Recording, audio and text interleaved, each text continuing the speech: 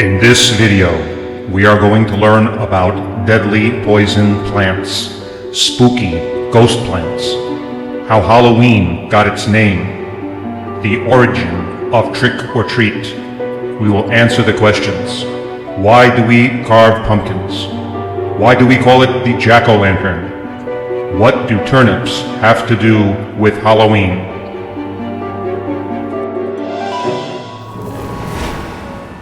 The poison garden is locked off from the general public by these rather large iron foreboding gates. And once you're inside, you can't touch, smell, or even come too close to some of the most dangerous plants. You might remember Giorgio Markov. A pointed umbrella tip was shoved into his leg, and within that tip there was a little bit of ricin, and that was enough to kill him. What is a little stab of the back of the leg? Is ricin communis. And that is this one here, the red this one with the red, funky flowers and these beautiful palmate leaves. This is a very common plant, but it produces a bean, and within that bean there's a toxin, and from that we can extract ricin, the deadliest poison known to man. Belladonna, Italian for beautiful lady, because Venetian ladies used to collect the berries, crush them up, get the juice, and then drop the juice into their eyes. That would make their pupils dilate, which they felt was attractive to suitors. Okay, but what does that do to your eye in the long term? That can't be Doesn't do good. an awful lot of good, no, because eventually you go blind.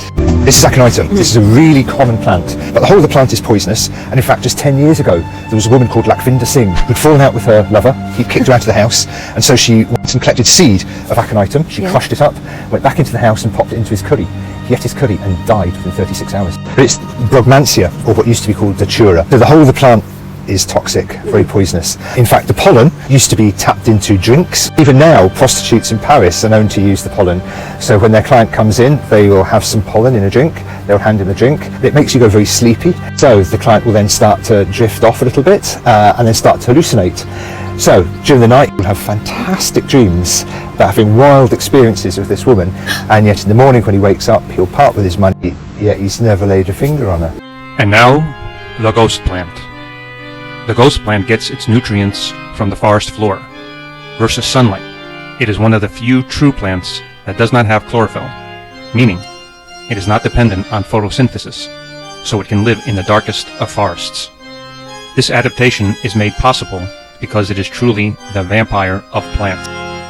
It grows in a one-way relationship with dead or decaying organic matter and gives nothing back. It's lacking in chlorophyll, which accounts for its white color. It can't be transplanted. When it fully matures, it becomes black, at which time it's commonly known as the corpse plant.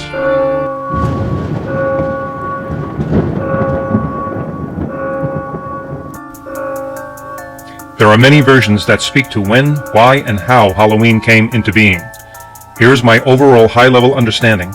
I welcome and encourage comments because Halloween is a patchwork holiday stitched together with cultural, religious, and occult traditions that span centuries. For thousands of years, many cultures commemorated the end of the harvest by celebrating the end of the harvest season. The consensus of scholars of Halloween history credit the influence of the Celts spreading across Europe, bringing the traditions of the holiday with them. About 2,000 years ago, October 31st was the day the Celts celebrated the end of the harvest season in a festival called Samhain. That night also marked the Celtic New Year and was considered a magical time between years, when the veil between life and death is the thinnest, and ghosts of the dead walk the earth. During this time of October 31st, stories were told of the dead entering the world of the living and being trapped here, and that of the living being trapped in the world of the dead as they ventured beyond the veil. Going deeper, we learned that villagers gathered and lit huge bonfires to drive the dead back to the spirit world and keep them away from the living. By the way, we call it a bonfire because it used to be called a bonefire, when animal bones were burned and then pulled out of the fire as lit torches. Back to the story. The Catholic Church's influence grew in Europe, and it frowned on the pagan rituals of Samhain.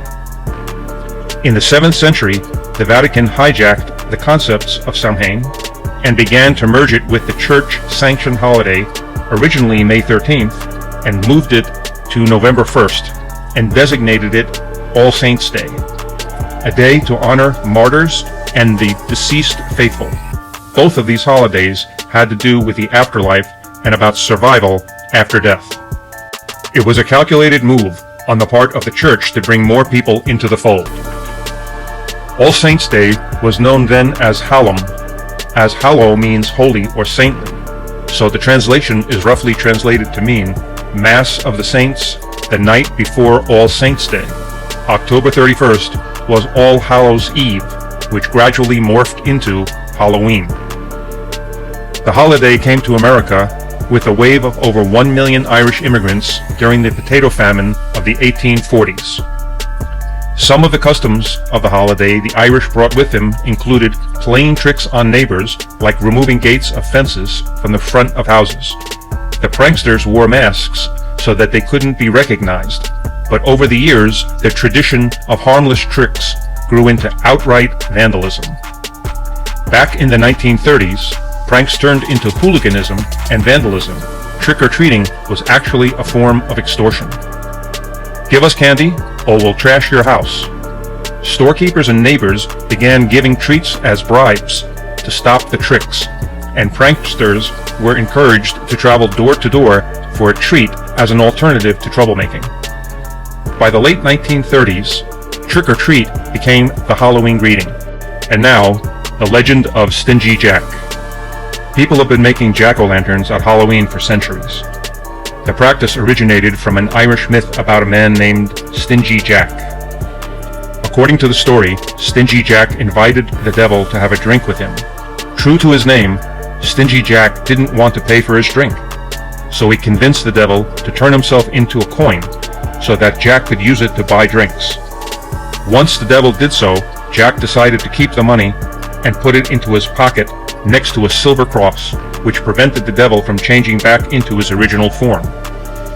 Jack eventually freed the devil under the condition that he would not bother Jack for 1 year, and that should Jack die, he would not claim his soul.